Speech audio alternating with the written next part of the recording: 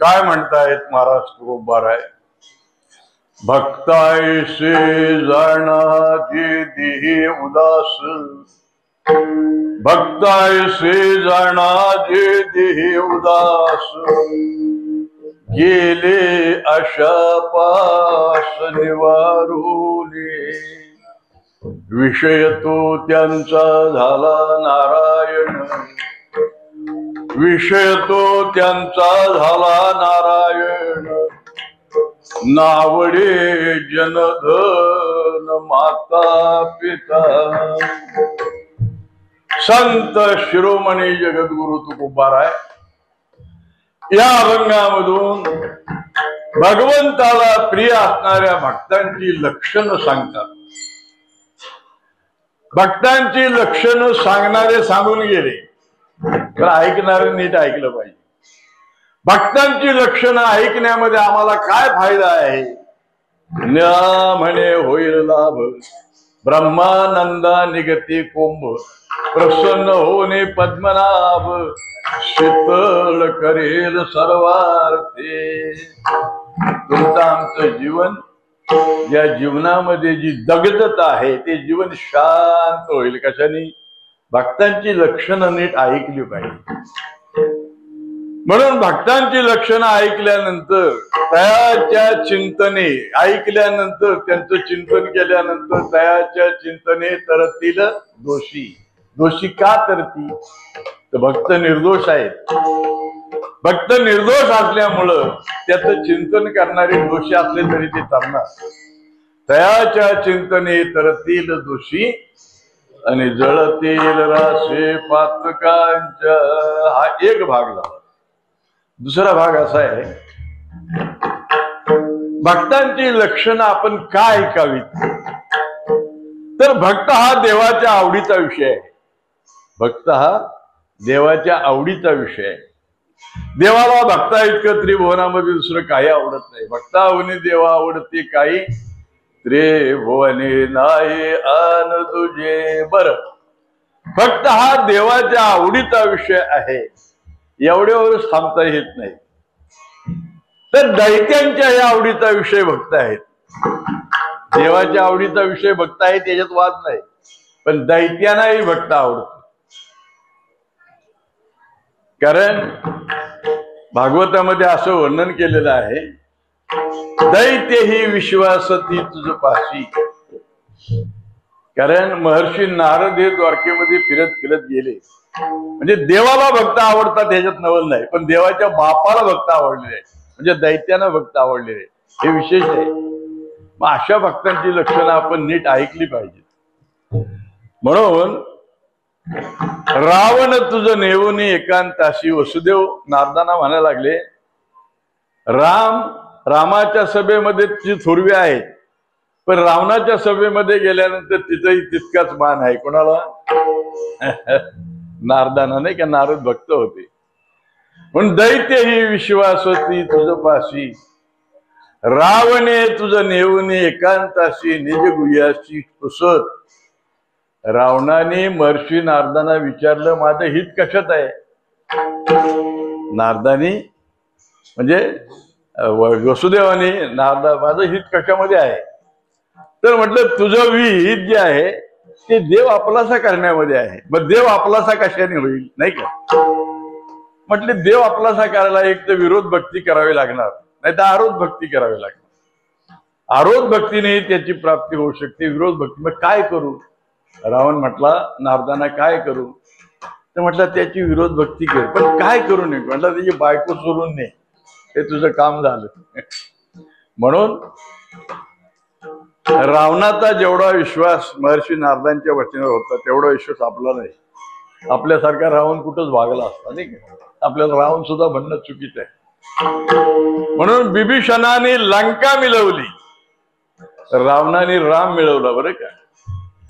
बिभीषणाने लंका मिळवली, रावणाने राम मिळवलेला आहे. म्हणून दैत्य ही विश्वासती तुझ पाशी, रावणे तुझं नेऊन एकांताशी, निज गुह्याशी पुसत. जरासंग हा कृष्ण परमात्म्याचा वैरी, नाही का? जरासंग हा कृष्ण परमात्म्याचा वैरी. पण कृष्ण परमात्म्याच्या सभेमध्ये नारदांना जेवढा मान आहे, तेवढंच जरासंगाकडे गेल्यानंतर तेवढंच मान आहे. याचं कारण काय? भक्तांच्या ठिकाणी विषमता नाही. तुमचं आमचं जीवन विषमाने भरलेलं आहे, आणि ते विषम नाहीसे करायचे असतील तर औषध एकच. जे निर्विषयी झालेले आहेत, ज्यांच्या जीवनातले दोष समाप्त झालेले आहेत, अशांची कीर्ती आपण कानाने ऐकावी, वर्णन मुखाने करावं, नाही? म्हणून वाणाव्या ऐकावे तिची सदा. तिसरं एक उदाहरण आहे, नाव घेऊन येदी देवाची. हिरण्यकश्यपूच्या राज्यामध्ये त्यांनी वट हुकूम काढला होता, माझ्या राज्यात देवाचं नाव कोणी घ्यायचं नाही, वट हुकूम, नाही का? पण नारद तिथे जाऊन कीर्तन करायचे, त्याला गोड वाटायचं. नारद तिथे जाऊन कीर्तन करायचे, ते त्याला रुचायचं, ते त्याला गोड वाटायचं. म्हणजे आरोधे विरोधे समतुल्य देणे. तसं भक्तांच्या ठिकाणी विषमता नाही, आणि तुमच्या आमच्या जीवनामध्ये विषमता आहे, एवढं लक्षात घ्या. आपल्या जीवनात विषमता आहे, आपलं जीवन दूषित आहे. पण ती विषमता नाहीशी होण्यासाठी ज्यांची विषमता समाप्त झालेली आहे, अशा भक्तांची लक्षणं आपण कानाने ऐकावी. तिसरं कारण असं सांगता येईल, भगवान श्रीकृष्ण परमात्म्याने स्वमुखाने रुक्मिणी आई साहेबांना सांगितलं, भक्तांची लक्षणं काय ऐकावी याच्यासाठी सांगतोय मी, लक्षात ठेवा. भगवान श्रीकृष्ण परमात्म्याने रुक्मिणी आई साहेबांना सांगितलं, असं सांगितलं, देव म्हणते रुक्मिणी हाची एक योगे देखिला नयनी, हेची ज्ञान संजीवनी जाण त्रैलोक्याची. धन्य धन्य धरातळी जो याते दृष्टी निहाळी, तो वाहत येईल टाळी वैकुंठ भुवनाशी. जो करील याची यात्रा, ज्ञानोबरायाची यात्रा करील, तो तरल्याशिवाय राहणार नाही. एवढी भक्ताची ख्याती आहे, म्हणून ती लक्षणं ऐकावी. जो करील याची यात्रा, तो तारील सकळ गोत्रा. सकळ ही कुळे पवित्रा, याचे निदर्शने होते.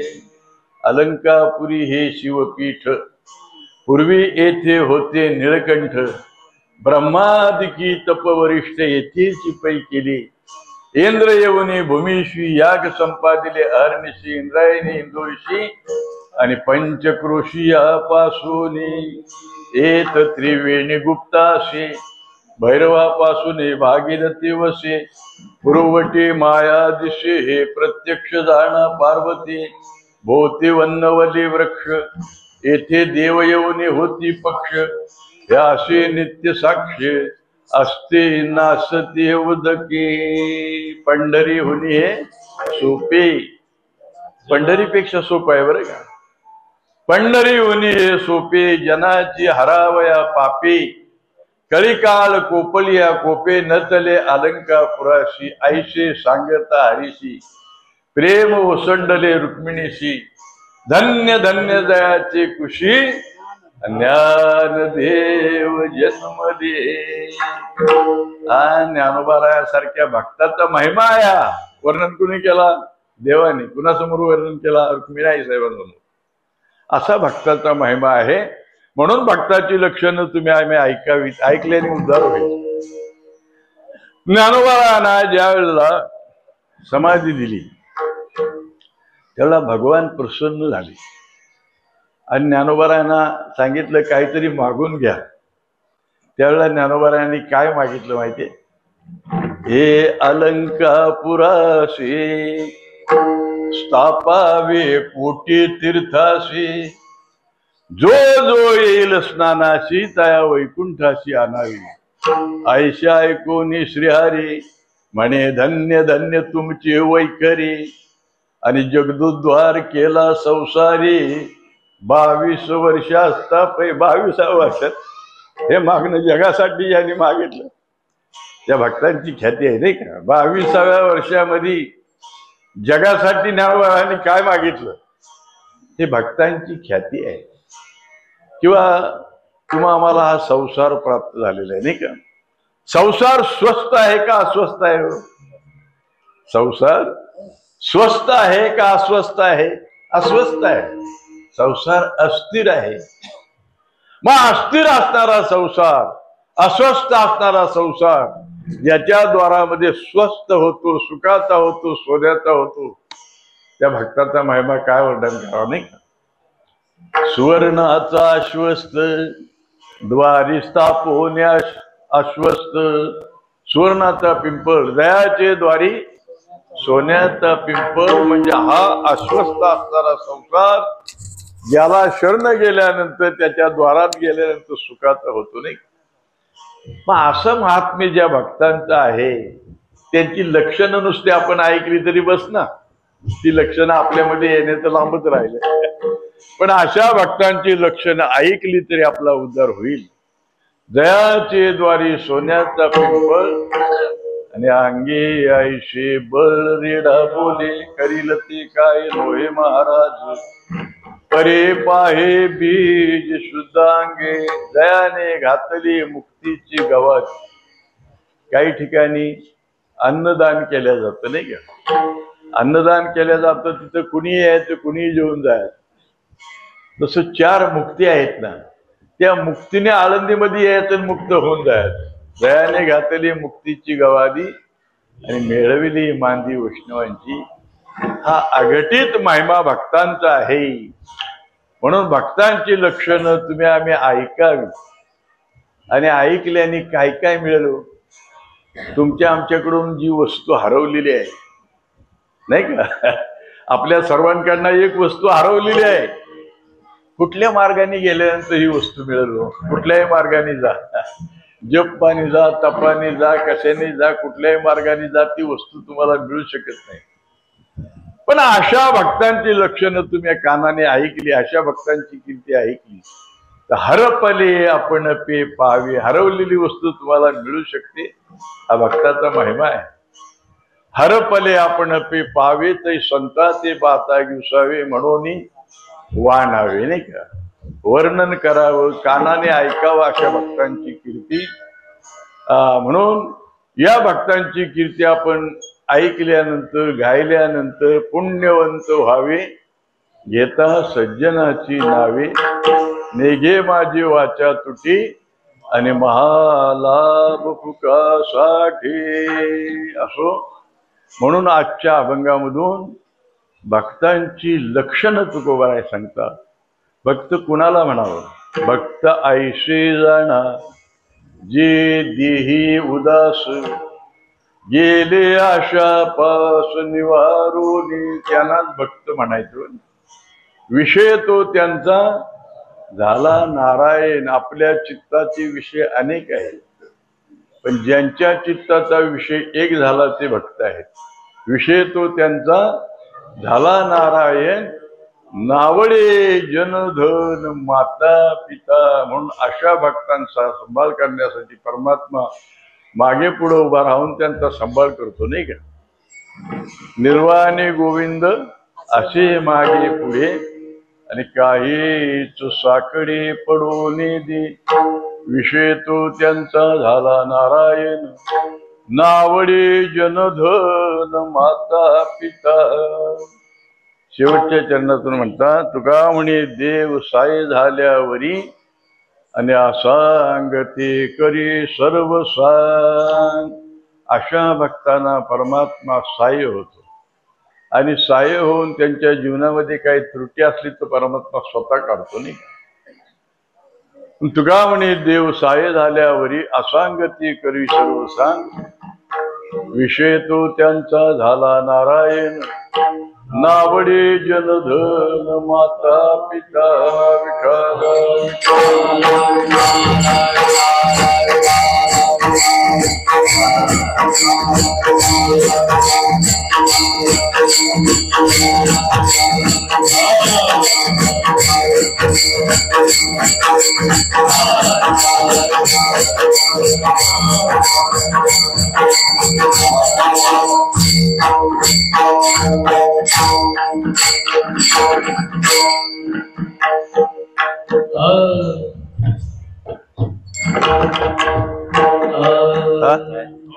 काय नाही काय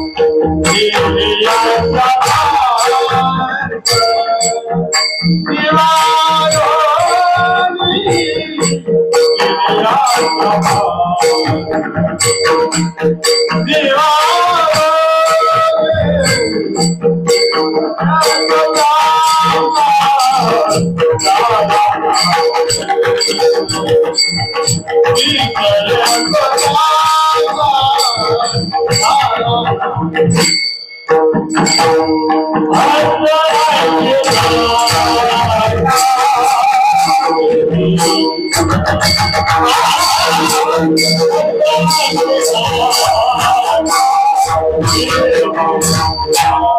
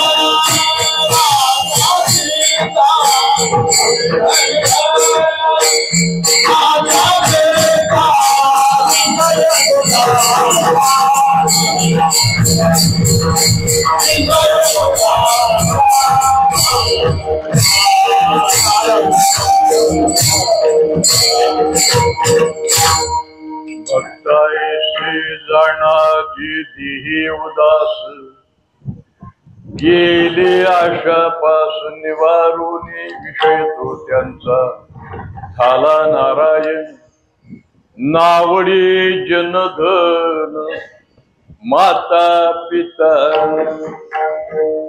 माणसाच्या जीवनात माणसाला रडा लावणार कोण आहे? माणसाला रडा लावणार कोण आहे? आपल्याला पटकन नाव नाही सुचणार नाही का? जेणेकरून यादव वंशातला उद्धव रडला आणि सोम वंशातला अर्जुन रडला. म्हणून माणसाच्या जीवनामध्ये माणसाला रडवणार जे आहे ते ममत्व आहे. बघा, ममत्वाने अर्जुन रडला की नाही? परंतु जो रडणारा अर्जुन तो काय सामान्य होता का? सोमवंशी तुम्हा पांडवा अर्जुन तो मी जाणावा. अर्जुन देवाची विभूती सामान्य होता काय? पण ममत्वाने रडावं लागलं. आपण कशासाठी सांगतोय? ही सगळी लक्षणं आपण बोलतोय ती भक्तांच्या मधनं निघून गेलेली होती. म्हणून भक्तांचा महिमा ऐकावं. म्हणून माणसाला रडवणारा जे आहे ते ममत्व आहे. अर्जुनासारखा भगवत विभूती अर्जुन रडला. कधी रडला? कारण सगळ्या गोष्टी करून झालं नाही का? समेट ज्याला वाटतं, निम्मा निम्मा राज्य घ्या असे तसे बराच तंटा मिटवण्याच्या शेवटी युद्ध हे अटळ ठरलं. आणि युद्ध ठरल्यानंतर युद्धासाठी तयारीने आलेला अर्जुन देवाला सांगितलं, देवा ते सैन्य जे आलेत कौरवांच्या बाजून का आलेले आहेत, आमच्या बाजून का आलेले आहेत?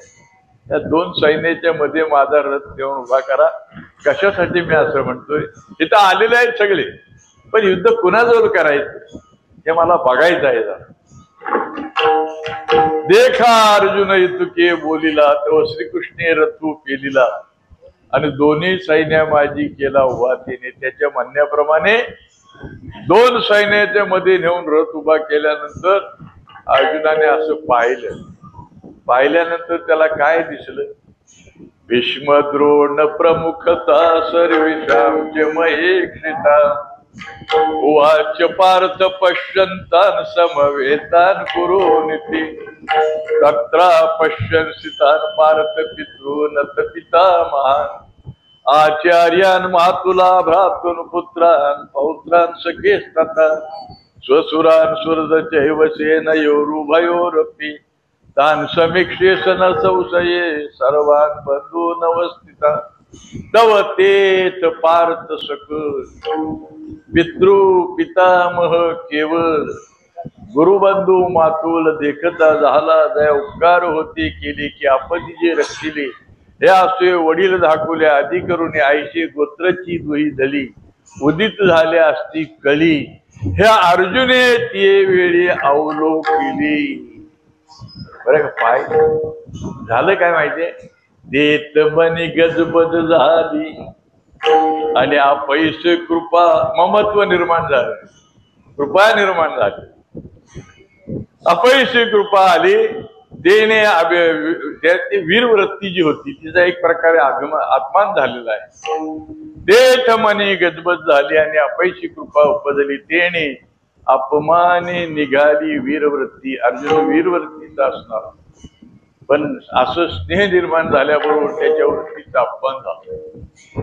त्याला ज्ञानोबाराने दृष्टांत दिलेला आहे. जिया उत्तम कुळीची होती नाही का, नवरा एखादा भावरा असला, भावरा कोणतरी घेऊन येईल घरामध्ये दुसरी बाई नाही का, एखादा भावरा नवरा म्हणू आपण, कशाला वाकडं बोला, एखादा नवरा एखादी बाई घेऊन आला घरामध्ये नाही का, पण कुलवान घराण्यातली पहिली बायको जर असेल तर त्याच पावलाला ती घर सोडून निघून जाणार. जिया उत्तम कुळीची होती, जे लावण्य हाती ते अनिकेते न साती सुतेजपणे, तिला ती सवद बाहेरून आणलेली सहन होणार नाही. तशी अर्जुनाची वीरवृत्ती, एक प्रकारे त्या वृत्तीचा अपमानच झाला. आणि अर्जुनाने निर्णय घेतला, देवा या कौरवांना मारून हस्तिनापूरचं राज्य मिळवण्यापेक्षा मी काकेला झोळी लावून भीक मागेन, ममत्व नाही का, वास्तविक वेळ आहे का तशी मान्य, सगळं करून झालं. आणि म्हणून तर अर्जुनाला विश्वरूप दाखवावं लागलं नाही का. विश्वरूप दाखवल्यानंतर त्याला असं वाटत ना मी मारणार आहे आणि हे मरणार. विश्वरूप दाखवलं ते त्याच्यासाठी दाखवलं बरं का. आणि सगळे त्या विश्वरूपामध्ये जेवढे आले होते की नाही, अर्जुन मला लागला अरे देवा एखादा तरी बाकी ठेव, कोण सांगायला तरी मागे नाही म्हटले. देव म्हटले सगळे आता मेलेले आहे, ती चिपाड झाली, फक्त ठार मारायचं काम तू कर. मी या सगळ्यांना झिंगवलेले आहे, मी या सगळ्यांना झिंगून सोडलेले आहे, फक्त एक काम करायचं, ठार मार यांना, जिवंत सोडू नको. या लोकांनी आतताई पाप केलेलं आहे, शकुनीने आतताई पाप केलेलं आहे, कर्णाने सपोर्ट केलेला आहे त्या लोकांना. जिवंत ठेवू नको, ठार मार. म्हणून त्याला ममत्व. आणि मग असं म्हटल्यानंतर भगवंताने थोडी कान उघडणी केली बरं का, अर्जुनाची कान उघडली. म्हणे अर्जुनादी पायी हे उचित काय ये ठाई, म्हणे अर्जुना आदी पायी हे उचित काय ये ठाई. आणि या संग्रामामध्ये यांना मारून विजय मिळवण्यापेक्षा मी काकेला झोळी मारून भीक मागेन. कान उघडणी केली. तुला असं वाटतंय मी मारणार आहे, हे मारणार आहे, अरे कोणी कोणाचे न मारी, सगळं करणारा मी आहे. तुला हे ममत्व निर्माण झालेलं आहे आणि त्याच्यातून तू बोलतोयस. तेव्हा असं म्हटल्यानंतर अर्जुनाने प्रत्युत्तर असं केलं, देवा हे येतुलेवरी बोलावे न लगे अवधारी. देवा एवढं कठोर बोलू नका. तुम्ही विचार करा, भीष्माचार्यांना मारणं, द्रोणाचार्यांना मारणं हे उचित आहे का? तुम्हीच विचार करा. देवा हे येतुले वरी बोलावे नरग्या उधारी आधी तुझी विचारी संग्राम हा पार्थ हा अर्जुन द्रोणाचार्यांनी घडवला आणि त्या द्रोणाचार्यांना युद्धामध्ये मारणं आणि मग पटकन काय बोलला माहितीये दुसऱ्या अध्यायामध्ये देवा माझ्या मनामध्ये होतो ते मी बोलून गेलो. आता तुम्हाला काय निर्णय घ्यायचा आहे? आपल्याला काय सांगायचंय? रडवणार जे आहे आपण एखाद्याच्या आईच्या मातीसाठी गेलो नाही का? नाही का? आपण बाहेर बसून गप्पा मारत असतो की नाही? मुलगा तिचा रडतो नाही का?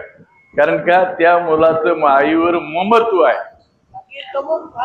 हा, कारण ममत्व माणसाला रडवणार आहे, प्रेम माणसाला रडवणार आहे. तेव्हा ममत्वाने अर्जुनासारखा रडलेला आहे बरं का. आणि मग त्याचा मोह घालवण्यासाठी 18 अध्याय गीता सांगावी लागेल. असो, तेव्हा ममत्व जे आहे ते ममत्व माणसाला रडवणार आहे. आणि त्यावेळेला अर्जुनाची अशी परिस्थिती झाली, तेथ मनी गजबज झाली. त्याच्या पुढे आणखीन मोठं वर्णन केलेलं आहे. देखे देह कापत तोंडाशी कोरडे होत विकलता उजत गातुरांशी सर्वांगा कंटाळा आला अतिसंताप उपजला तिथं बेंबल हात गेला गांडीवाला. त्याने रथाखाली उडीच टाकून मला युद्ध करणे नाही. नकांक्षे विजयम कृष्ण, मला राज्य नको, मला विजय नको, मला युद्ध नको. ममत्वात नाही आहे. अरे ही वेळ आहे का? अशा लोकांना ममत्व नाही, ठार मार, सोडू नकोस. म्हणून ममत्व हे माणसाला रडवणार आहे. किंवा स्नेह बघा तुम्ही, भुंगा असतो भुंगा. भुंगा केवढंही कोरडं लाकूड असतं ते तो कोरतो की नाही? स्नेह त्याला म्हणतात.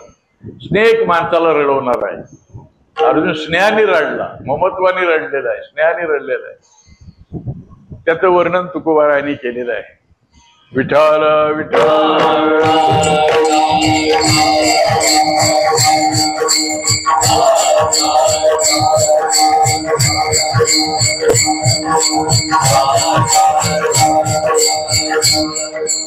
नाही काष्टाचा गुमान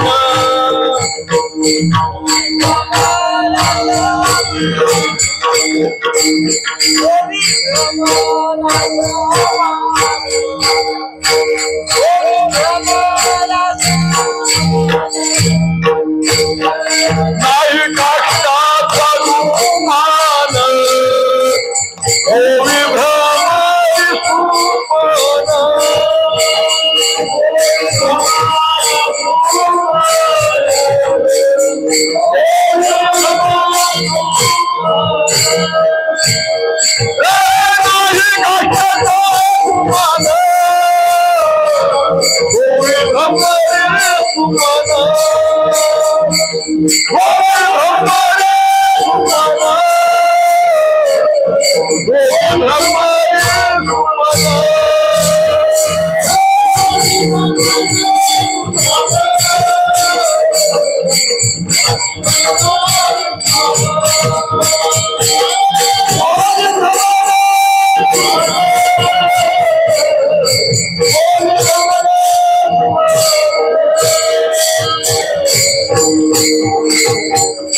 लाकूड किती कठीण असू, भुंगा त्याला पोखरतो की नाही? एवढं कठीण लाकूड त्याला भुंगा पोखरतो, बरोबर ना? पण मकरंद सेवन करण्यासाठी कमळामध्ये तो भुंगा गेल्यानंतर तिथं जे स्नेह त्याला निर्माण होतं आणि ते कमळ मिटतं नाही का? कमळ मिटल्यानंतर आता तुम्हीच विचार करा, जो एवढी सुकी लाकडं कोरतो त्याला कमळाची पाकळी कोरायला किती अवघड आहे का? अवघड आहे का कमळाची पाकळी? माऊली म्हणतात ते तर उत्तीर्ण होईल प्राणी, तो मरून जाईल.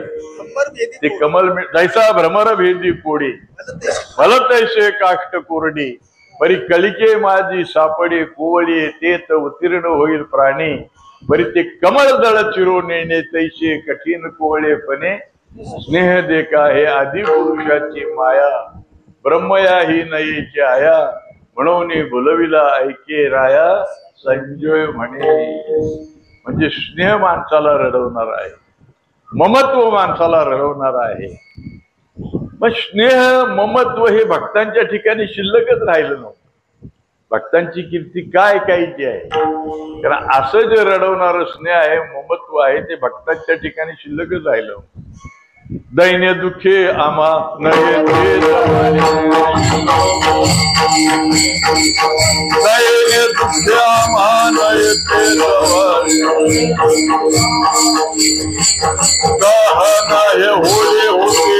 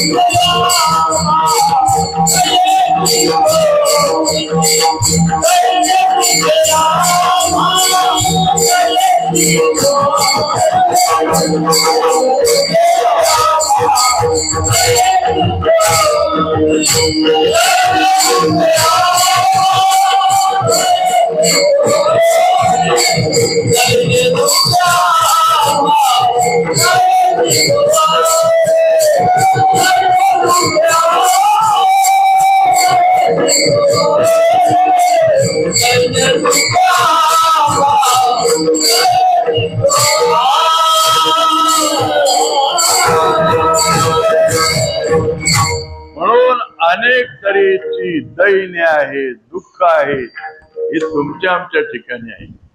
दैन्य आणि दुःख भक्तांना कधीच सोडून गेलेले. निर्माण मोहाजित संग दोषा अध्यात्म नित्या विनिवृत्त कामा दया पुरुषाचे का मन सांडून गेले. मोह सांडून गेलेला आहे, स्नेह सांडून गेलेला आहे, ममत्व ज्यांच्या ठिकाणचं गेलेलं आहे आणि ज्यांच्या ठिकाणची आशा संपुष्टात निघालेली आहे. भक्त कुणाला म्हणतात? ज्यांच्या ठिकाणचं ममत्व गेलेलं आहे, स्नेह गेलेला आहे, दैन्य गेलेलं आहे, दुःख गेलेलं आहे. नाही नाही, पळालेले आहेत. दोषा झाली घे मारी म्हणा.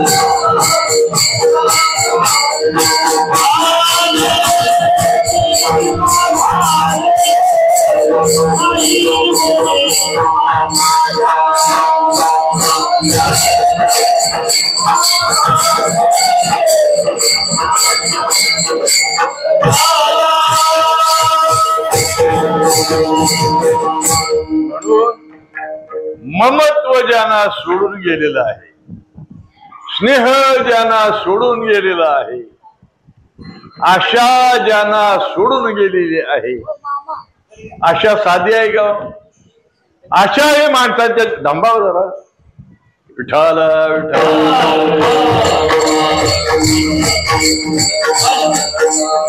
जस माणसाला ममत्व रडवतं, माणसाला स्नेह रडवतं, तशी आशा देखील रडवणारी आहे नाही का? आशा दिन करणारी आहे. आशेच्या जवळ परम दुःख आहे. आशायाम परम दुःखा. नैराश्य सारखं सुख नाही आणि आशेसारखं दुःख नाही. आशा भगवंताला निर्माण झाली नाही का? आशा उपजली अनंताशी, नीच वामनत्व आले त्याशी, असे दीन केले देवांशी. तुमची आमची कथा काय?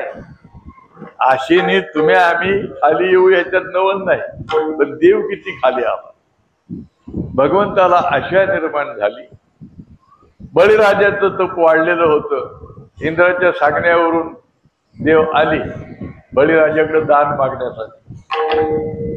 वामन लोक छोटं रूप धारण करून घेते. एवढा मोठा परमात्मा छोटं रूप धारण केलं बरं का. आशा उपजली अनंताशी, नीच वामनत्व आले त्याशी, अशी दिन केले देवांशी. कथा कायशी करायची? देवादिकांना जर आशेने दिन केलं तर तुमचं आमचं काय घेऊन बसले. म्हणून ज्यांची आशा संपलेली आहे त्यांना भक्त म्हटलेलं आहे. हे एक उदाहरण आहे. वामन रूप घेऊन भगवंत दान मागण्यासाठी बळीराजाकडे गेले. बळीराजा तयार झाला दान द्यायला. देव आपल्या दारामध्ये आलेले आहेत, दान द्यायला काय हरकत आहे. पण बळीचे गुरु होते ना शुक्राचार्य, ते शुक्राचार्यावाले म्हणायला लागले, बळे हा विष्णू कपटी आहे, बारीक रूप घेऊन आलेला आहे, तुला फसवणार आहे, दान देऊ नकोस. कोणी सांगितलं? गुरुने सांगितलं दान देऊ नकोस. बळीराजा म्हटला मी दान देणार. त्या गुरुचा नाईलाज झाला. मग गुरु म्हटले बळीराजाच्या आईला जाऊन समजावून सांगावं. म्हणून बळीराजाच्या आईकडे गेले आणि तिला सांगितलं तुझा मुलगा फसणार आहे, हा कपटी आहे, विष्णू आहे, फसवणार आहे तुझ्या पोराला, दान देऊ नको म्हणून सांग. तिथं पण उलट झालं. ती बळीराजाची आई अशी म्हणायला लागली की देव आलाय ना दारामध्ये, मग बळी दान देत नसला तर मी तिथपर्यंत येतो आणि द्यायला लावतो. झालं का? गुरुची पचेरी झाली. आता एवढ्यावर गुरुने आपला शांतपणा आटवायचा की नाही. बळी ज्यावेळेला देवाच्या हातावर पाणी सोडायला गेला तेव्हा त्या झारी अशी होती ना पाणी सोडायची, त्या झारीमध्ये शुक्राचार्य जाऊन बसले आतमध्ये, पाणी येऊ नये म्हणून, देवाच्या हातावर पाणी पडू नये. आणि मग पाणी काय हातावर पडना, बळीराजा पाणी सोडतोय देवाच्या हातावर पाणी. दान मागितलो 3 पावलं मला जमीन पाहिजे, जास्त काही मी मागत नाही. तेव्हा पाणी काय आहे ना, तेव्हा भगवान म्हणाले अरे बळी ती झारी कुठंतरी कान्या कोपऱ्यात पडलेली असणार, काही केर कचरा तिच्यामध्ये अडकलेला असेल, एखादा दर्भ घे आणि असा ढवस आतमध्ये म्हणजे पाणी येईल. तसं केलं त्याने, असा दर्भ ढवसल्याबरोबर भर भर भर पाणी नाही आलं, रक्त आडाला म्हणून पोळी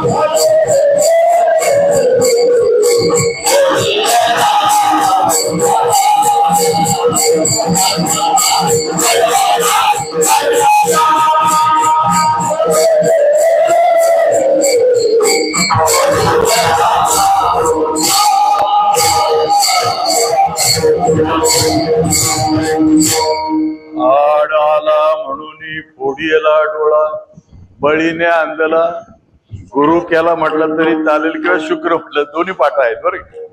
आड आला म्हणून फोडीला डोळा आणि बळीने आंधळा शुक्र केला, तेव्हा गुरुला आंधळा करून सोडला.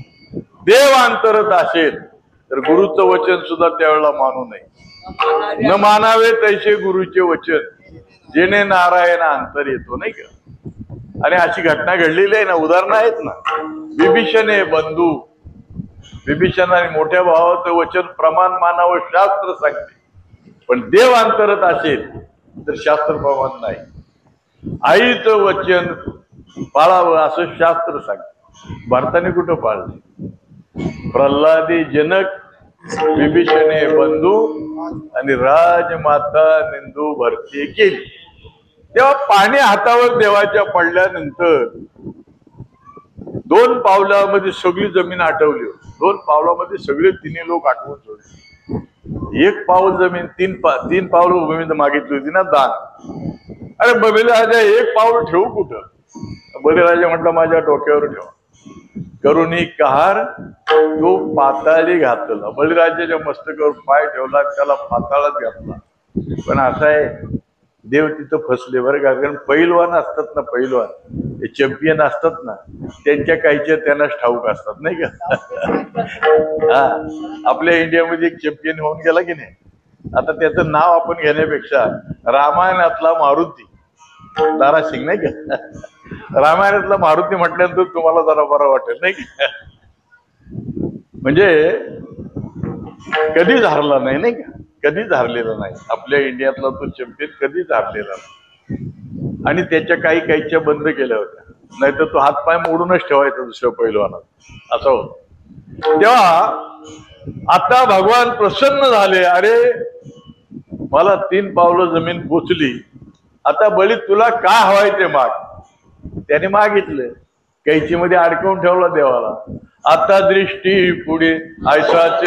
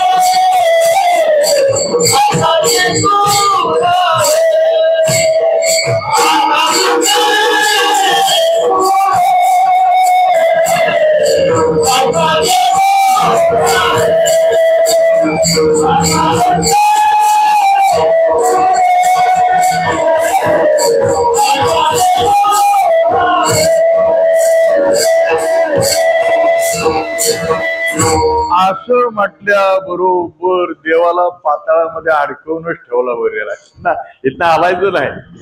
आता दृष्टी पुढे ऐसा चेतुर आहे आणि जो मी तुझं पाहे पांडुरंगा. आपला विषय काय आहे?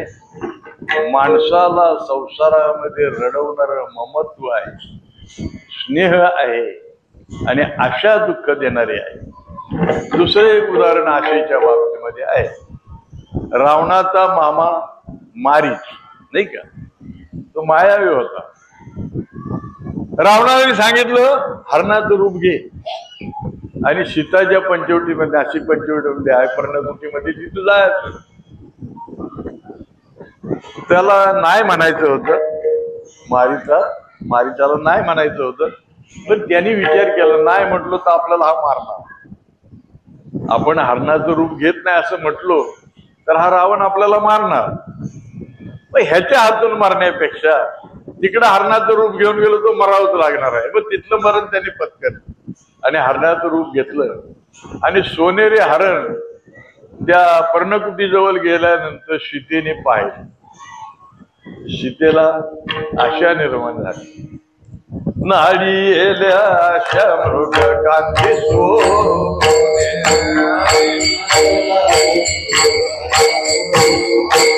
नाडी येल्या आशा मृग कांती सोने, नाडीले पाठीला गेलं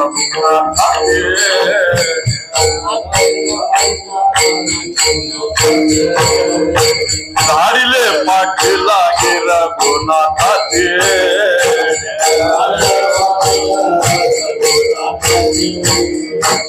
ओलं गेल्या त्या माव काय विला,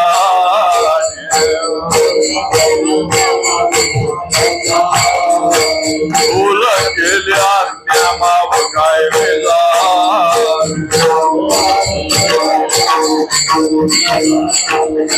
देवने सुनाट आले सोने हो,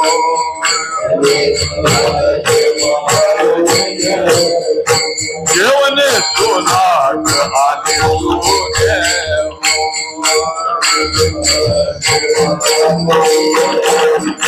सांगे आंध्रे येते सगळे आरती मार, सांगे आंध्रे येते सगळे आरती मार,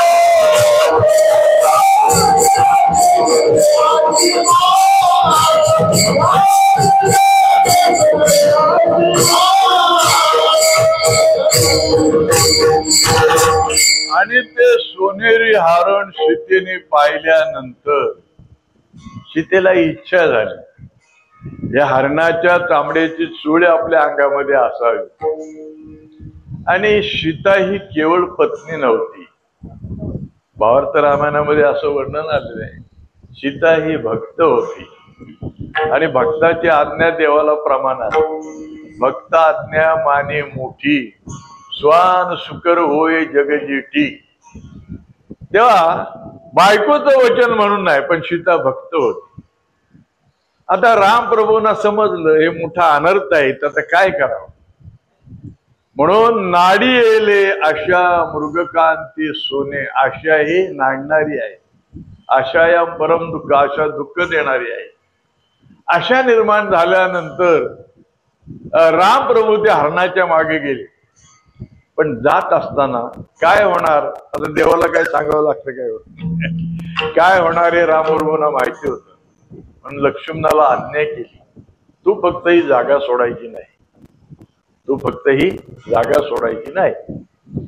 नाडी येल्या आशा मृगकांती सोने, नाडी येल्या आशा मृगकांती सोने, धाडिले रघुनाथा पाठी लागी. आता तो मायावी राक्षस हरण जो होता तो मायावी राक्षस लांब गेल्यानंतर ओरडला, लक्ष्मणा धाव म्हणून. असा ओरडल्यानंतर सीतेने ते शब्द ऐकले. सीतेला असं वाटलं रामप्रभू मोठ्या अडचणीत आहे, रामप्रभू अडचणीत आहेत. म्हणून सीतेने आज्ञा केली लक्ष्मणाला, भाऊजी तुम्हाला जावं लागेल. पण लक्ष्मण ती जागा सोडायला तयार नाही. पण आज्ञा उल्लंघन केली सीतेने. बरं, भावार्थ रामायणामध्ये त्याचं गोड वर्णन आलेलं आहे. ज्यावेळेला सीतेला रावण घेऊन गेला आणि त्या अशोकाच्या वनी सीता शोक करी, काहो रघुनाथ अंतरले दुरी, देवने गुंफे माझी दृष्टी केली सुरी, काहो अवघड मज लंकापुरी. तेव्हा त्या अशोक वनाच्या झाडाखाली बसून सीतेला पश्चाताप झाला. आणि पश्चाताप झाल्यानंतर तिने विचार केला की आपल्याला ह्या बंदीखान्यामध्ये येऊन, दुष्टाच्या बंदीखान्यामध्ये येऊन पडायला लागल्याला कारण काय. तर तिला लक्षात आलं, माझ्या लोभाची कुबुद्धी मोठी, माझ्या अंतकरणात लोभ झाला, या सगळ्या दुःखाला कारण तो आहे. माझ्या लोभाची कुबुद्धी मोठी, मृग लोभाच्या सलोभ दृष्टी, म्या रामा लाविले मृगा पाठी, तेव्हाची करंटी मी झाले, करंटी बुद्धी बांधली कैशी, लक्ष्मण रक्षण सत्वराशी, रामे ठेविला मजपाशी, आणि छळून त्याशी म्या दौडिले. राम प्रभू संकटात आहे, तुम्हाला जावं लागलं. लक्ष्मण जागा सोडायला तयार नाही. लक्ष्मणला माहिती होतं. तेव्हा सीतेने अपवाद घेतला नाही का, माझी अभिलाषा धरून तुझी जागा सोडत नाहीस. असं ऐकल्यानंतर ऐकून माझ्या पाप गोष्टी, करणे घालून बोटे घालून कर्णपुटी, लक्ष्मण बळे उठा उठी, ऐशी मी खोटी पापीनी.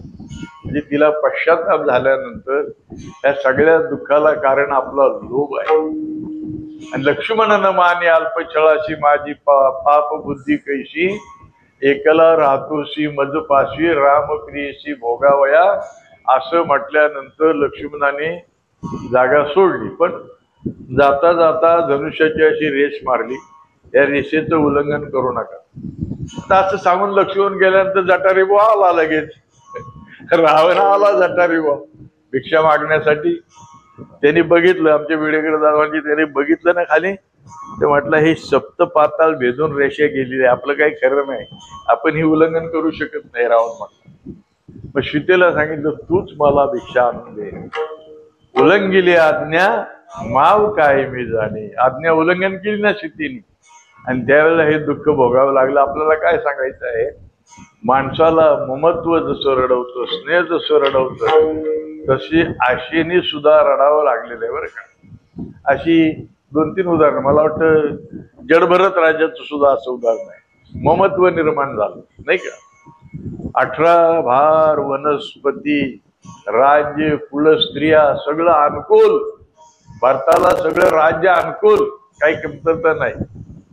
पण वनामध्ये तपश्चर्या करण्यासाठी जावं लागलं उतरत्या वयामध्ये. आणि गेल्यानंतर एक दिवशी गंगेवर स्नान करत असताना एक हरिण पाणी पिण्यासाठी आले. ते हरिण गरोदर होते, आणि त्या हरिणीच्या पाठोपाठ वाघ पाठीमागून आला. आणि ते हरण पाणी पित असताना वाघाने अशी मोठी डाटकाळी फोडल्यानंतर त्या हरणीचा गर्भपात त्या पाण्यामध्ये, आणि ते पाडस वाहत वाहत वाहत भरतराजा खाली स्नान करत होता. त्याला मिळाल्यानंतर त्याला घेतलं. गोजीरवाणी बघा, ममत्व कुठं नेईल सांगता येत नाही. म्हणून त्याला ममत्व निर्माण झाल्यानंतर त्याला पर्णकुटीमध्ये आणलं, त्याचं पालन पोषण करायचं. आणि भरत राजाचं प्राणोत्क्रमण होताना त्याला इच्छा झाली नाही का, माझ्या नंतर ह्या पारसाचं काय होणार. म्हणजे ममत्व हे माणसाला नाही का. जड भरत राजा हरणे गर्भा गेला, जड भरत राजा हरणे गर्भा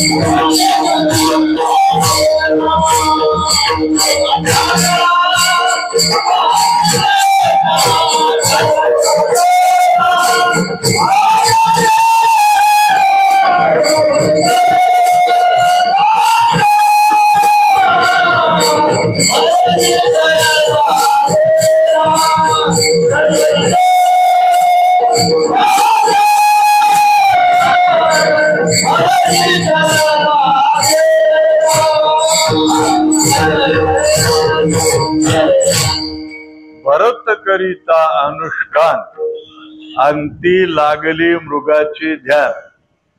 एवढा अनुष्ठान करणारा भरत राजा पण अंतकाळाच्या वेळेला ह्या मृगाचं कसं काय होईल अशी वासना झाल्यानंतर त्या वासनेतून जन्म घेणे लागे वासनेच्या संगी.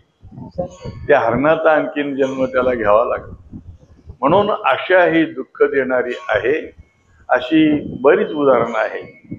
म्हणून ममत्व स्नेह आशा हे सगळं ज्यांना सोडून गेलेलं आहे आणि ज्यांचं जीवन शुद्ध झालेलं आहे.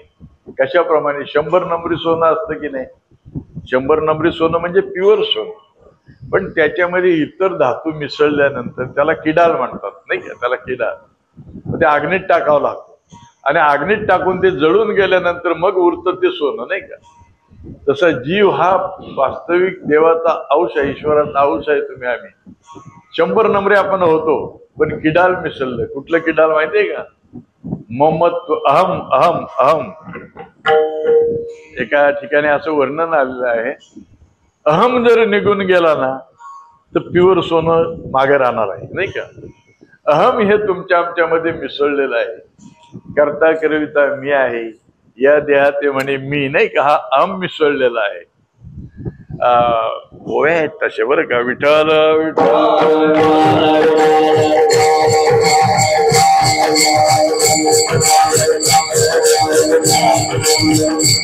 ते सांडिता देहाचे अहमपण देहातल्या अहंता जर गेली तर अर्जुना उरलेला आहे तो मी आहे नाही का. किंवा न म्हणा देह माझा ऐसा मग भरवसा कळे. ह्याच्यावरच ममत्व गेलं ना मग तुम्हाला कळेल तुम्ही कोण आहे ते. देवाची बरे देवाची बरे तुका म्हणे खरे तुम्ही. न म्हणा देह माझा ऐसा आणि मग भरवसा कळेल. तशी यांची देह अहंता ही गेलेली आहे. देह अहंता गेलेली आहे. आशा संपुष्टात निघालेली आहे. अशी लक्षणं जिथं दिसतात त्यांना भक्त म्हणतात नाही का. म्हणून आजच्या अभंगामध्ये अशा भक्तांची लक्षणं सांगितलेली आहेत. म्हणा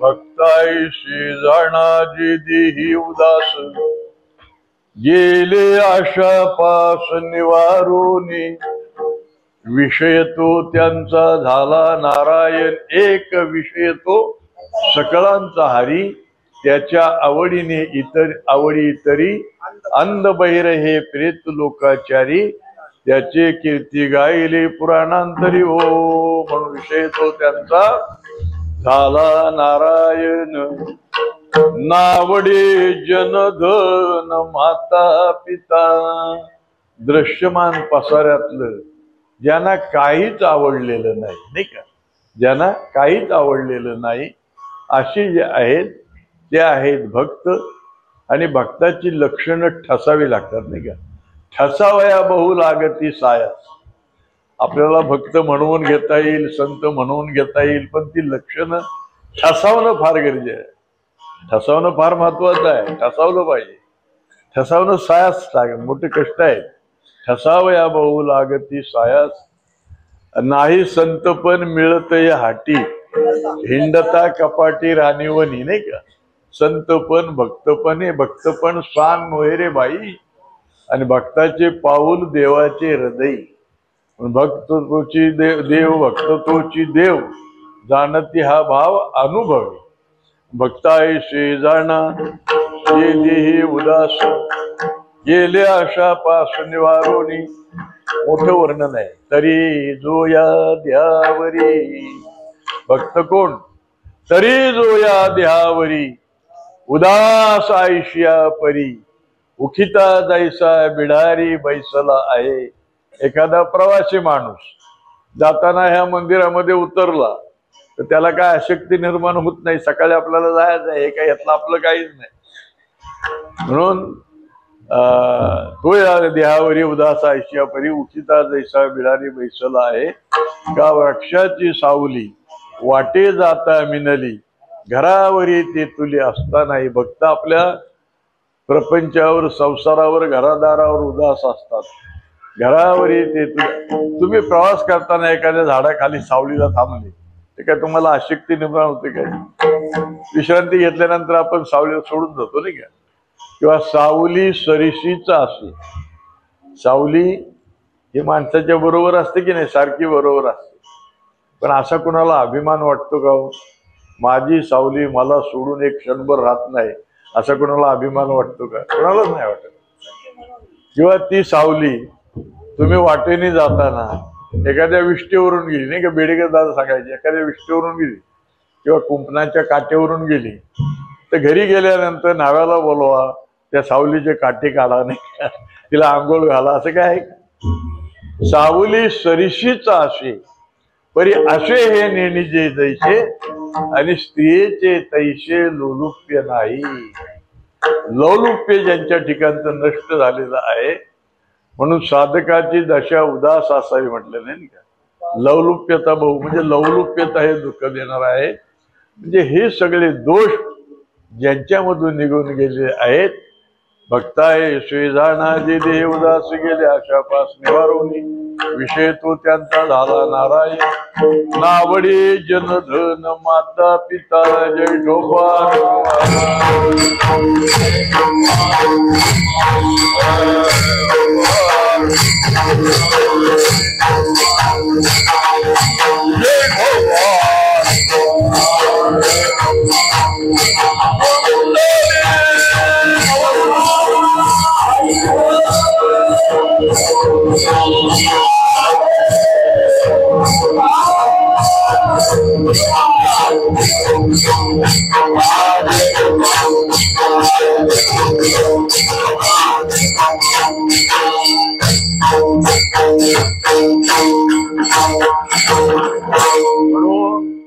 अशी स्थिती ज्यांना प्राप्त झालेली होती, अशी दशा ज्यांच्यामध्ये प्राप्त झालेली आहे, असे भगवत भक्त जे आहेत त्या भगवत भक्तांचा संभाळ परमात्मा तिसऱ्या चरणातून सांगतात.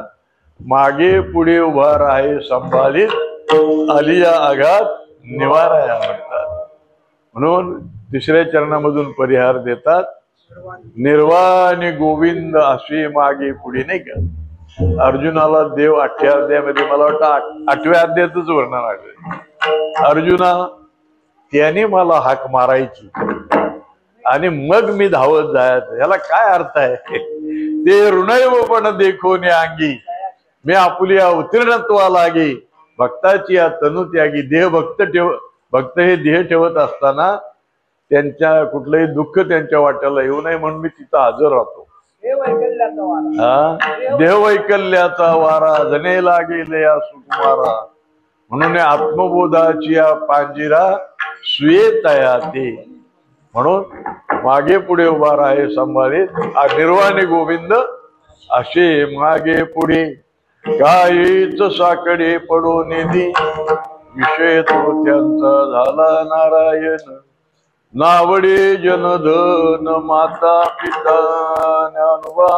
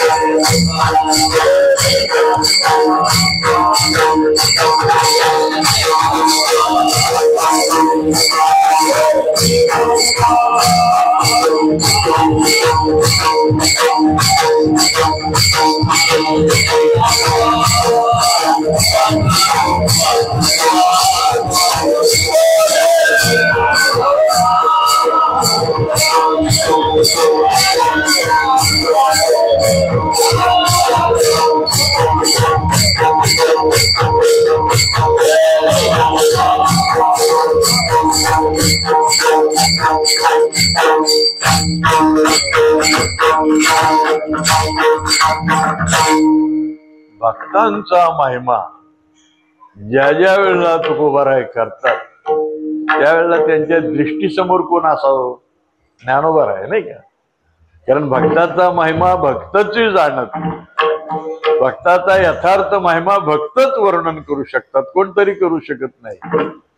तेव्हा भक्तायसे जाणा जे देही उदास गेल्या शापास निवारोनी, विषय तो त्यांचा झाला नारायण, नावडे जनधन माता पिता, निर्वाणी गोविंद असे मागे पुढे काहीच साकडे पडो निधी, विषय तो त्यांचा झाला नारायण, नावडे जनधन माता पिता. शेवटच्या चरणातून म्हणतात तुका म्हणे देव साय झाल्यावरी. आता आपण काही लोकांनी हे ऐकल्यानंतर ते दचकतात थोडस नाही का.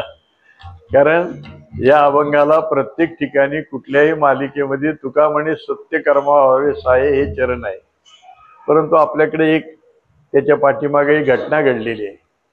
दादासाहेब आजरेकर हे या अभंगाचं चिंतन करत होते आणि चिंतन करत असताना शेवटचं चरण बसनाच बरोबर.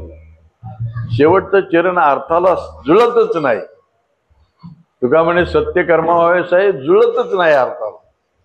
पण त्यांच्या मनाला खटकायला लागल्यानंतर रात्री त्यांना दृष्टांत झाला आणि तुका म्हणे सत्य कर्मा व्हावे साहेब कुठल्या अभंगाला चरण आहे माहितीये.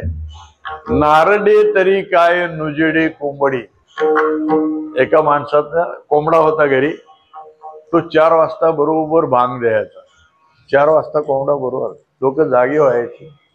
त्याला असं वाटायला लागलं माझ्या कोंबड्यामुळे लोक उठतात, जागे होतात किंवा उजडतं ते माझ्या कोंबड्यामुळं, असं त्याला वाटायला लागलं. त्याने काय केलं, त्या कोंबडीची मान दाबायला सुरुवात केली. आता तुझ्या कोंबडा नाही हरवला तर काय उजडायचं राहणार आहे का. का लोक फार तर लेट उठतील पण उठतीलच ना. मग अशा वेळेला त्या अभंगाला बरोबर तुका म्हणे सत्य कर्मा व्हावे साई. कारण सजासजी परोपकार घडतोय तर मान दाबायचं काय कारण आहे नाही का. एखाद्या माणसाने आपल्या रस्त्यावर विचारलं, कापड्यावर उतरला एखादा माणूस एसटीमधून, बा खांबेश्वरवाडीमध्ये जायला वाट कुठं आहे.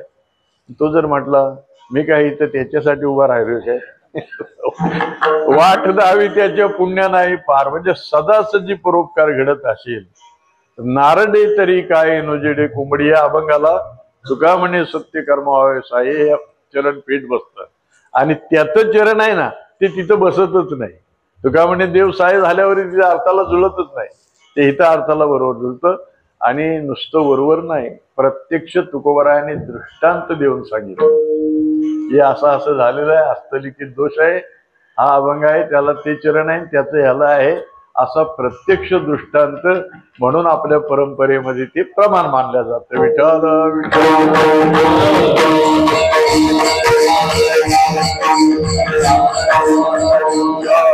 देव साय झाल्यावर या सांगती करी सर्व सांग. देव साय झाल्यानंतर काहीच त्रुटी ठेवू शकत नाही नाही का. असांग असेल ते परमात्मा सांग करून घेत. तुका म्हणे देव साय झाल्यावर असांगती करी सर्व सांग. विषय तो त्यांचा झाला नारायण, नावडे जनधन माता पिता. आश्रय गुरूंची माऊली पुण्यती. आणि मला आजच नेमकं गडबड झाली जरा, म्हणजे तब्येतीमध्ये बिघड झाला जरा आज नेमका. असो म्हणा.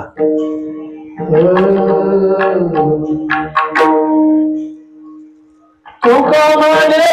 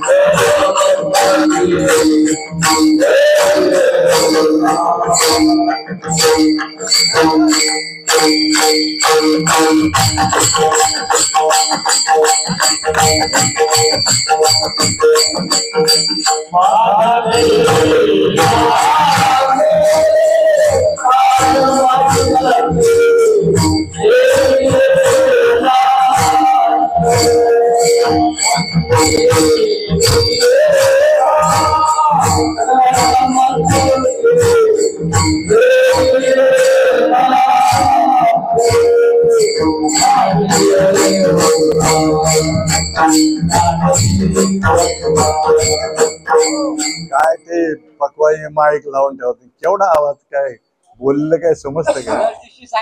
काय ते बोललेलं काय माहित पडतं काय? शब्द तरी समजतो का?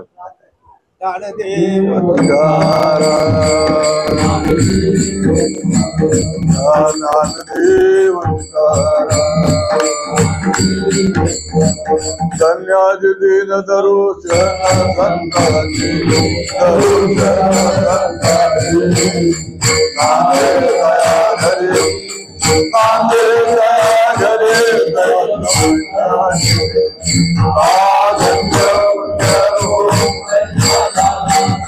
बघा कसा आवाज येतो आता.